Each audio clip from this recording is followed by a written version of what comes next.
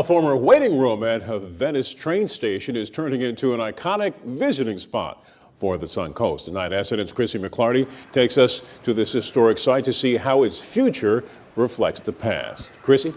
Telegraph machines, suitcases from the 1920s, and wooden ticket booths from decades ago. What do these items have in common? You can now get up close and personal to them in the Venice train depot. The Venice Depot is an active scat bus stop on the Sun Coast. But just steps away from busy commuters sits a quiet room filled with city history. The first waiting room, the larger of the waiting rooms, is where we tell the story of Venice. And there are several key panels in that room. The first one tells about the creation of Venice as a project of the Brotherhood of Locomotive Engineers and how it rose and how it fell.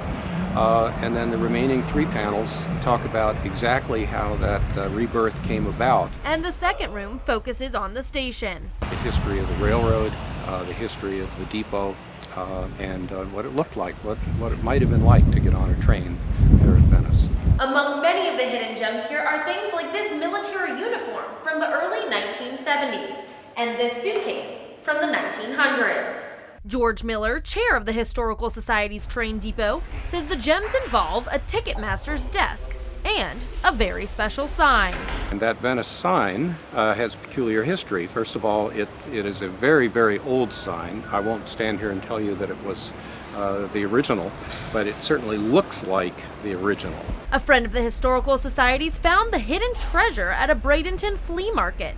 The docents, another word for tour guide, give tours of the museum and artifacts. And some of them have been volunteers for 10 years and some more. So Miller is going on his 8th year as a docent and says he loves making visitors smile. They're very interested in the topic, and it is a very interesting topic. It's sort of a quirky history, and I love it. And Miller says he is excited for plans of a restored circus car being brought to the museum in the near future.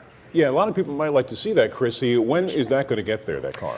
Well, there's no exact date, as the idea was recently approved by the Historical Society Board and is now waiting on approval from the county. So hopefully it will be in the near future. All right, well, let us know when you hear. Thank you, Chrissy. Will do.